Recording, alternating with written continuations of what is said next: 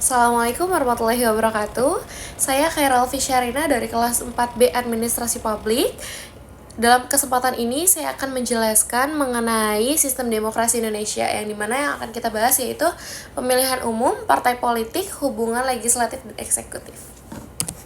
Nah, apa itu sistem demokrasi Indonesia?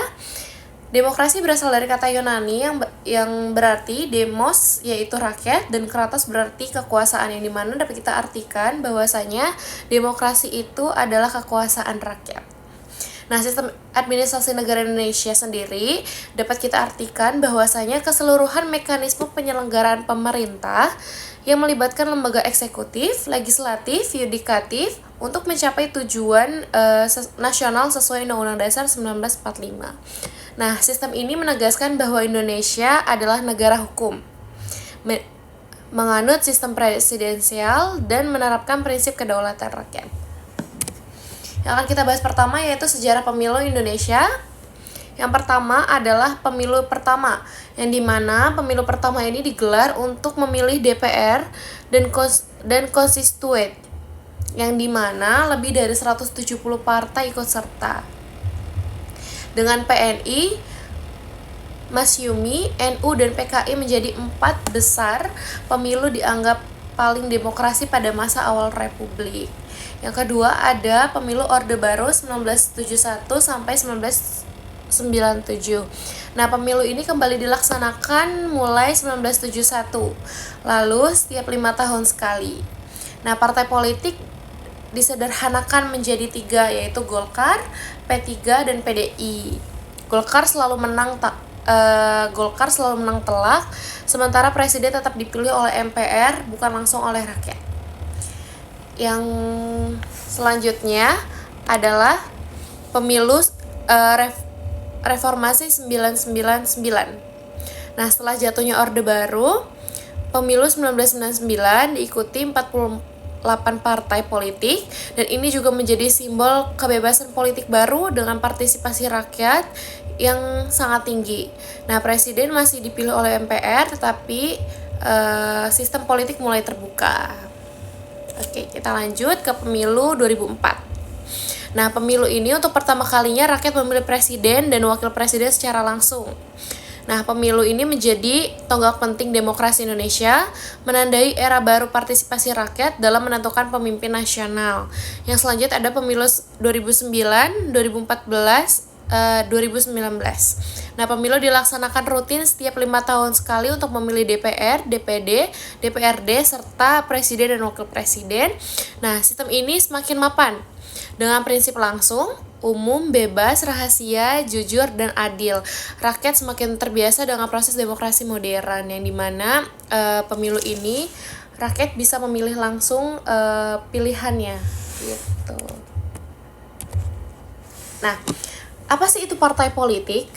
Partai politik sendiri adalah organisasi yang dibentuk oleh sekelompok orang dengan tujuan memperjuangkan kepentingan politik tertentu, merebut kekuasaan melalui pemilu, serta menjadi sarana rakyat untuk berpartisipasi dalam kehidupan demokrasi. Nah, selanjutnya ada sejarah politik. Sejarah partai politik, yang pertama adalah masa awal kemerdekaan 1945 sampai 1955. Yang dimana pada tahun ini banyak partai lahir dari organisasi pergerakan nasional seperti PNI, Masyumi, NU, dan PKI. Nah, pemilu pertama 1955 menjadi ajang kompetisi besar bagi partai tersebut. Nah, yang kedua ada Orde Lama 1959 sampai 1965. Yang dimana setelah dekret presiden 1959, sistem berubah menjadi demokrasi terpimpin. Peran partai politik melemah karena kekuasaan lebih terpusat pada Presiden Soekarno. Yang selanjutnya ada Orde Baru 1966 sampai 1998. Nah, pemerintah menyederhanakan partai menjadi 3, yaitu Golkar, P3, dan PDI. Golkar ini selalu dominan, sementara kebebasan politik rakyat sangat terbatas. Seperti itu. Yang selanjutnya ada di era reformasi. Era reformasi ini dari 1999 sampai sekarang, pemilu 1999 diikuti 48 partai mencerminkan euforia demokrasi. Sejak itu, partai politik menjadi pilar utama demokrasi Indonesia dengan rakyat memilih langsung presiden dan wakil presiden mulai 2004. Nah, selanjutnya ada pengertian lembaga-lembaga. Yang pertama adalah eksekutif.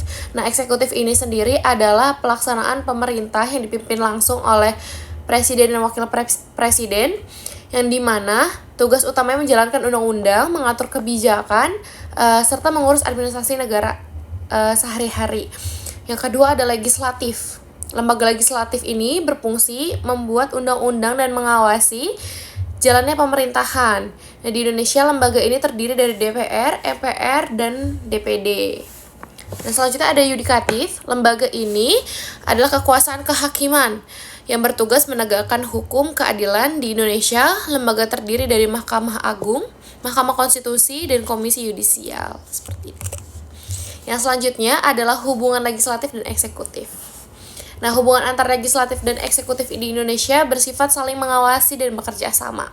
Legislatif sendiri seperti DPR, MPR, dan DPD berperan membuat undang-undang dan mengawasi jalannya pemerintahan. Nah, sementara eksekutif sendiri yang isinya ada presiden dan jajaran menterinya bertugas menjalankan undang-undang serta kebijakan negara. Keduanya harus berjalan seimbang, teman, yang dimana legislatif memberi kontrol terhadap eksekutif dan agar tidak menyalahgunakan kekuasaannya. Nah, yang selanjutnya adalah kesimpulan, yang dimana sistem administrasi Indonesia terdiri dari eksekutif yang menjalankan pemerintahan, legislatif yang membuat dan mengawasi undang-undang, serta yudikatif yang menegakkan hukum. Nah, hubungan ketiganya menjadi keseimbangan kekuasaan, dan sejarah demokrasi terlihat dari pemilu dan partai politik. Mulai dari pemilu 1955 yang demokratis, masa Orde Baru yang membatasi kebebasan, dan hingga era reformasi yang memberi rakyat hak memilih presiden langsung. Nah, serta partai politik berkembang dari masa pergerakan nasional dan disederhanakan di Orde Baru, lalu bebas kembali ke reformasi sebagai pilar demokrasi. Itu saja yang dapat saya sampaikan dalam materi ini. Kurang dan lebihnya mohon maaf apabila ada kesalahan kata atau perbuatan. Saya ucapkan maaf. Assalamualaikum warahmatullahi wabarakatuh.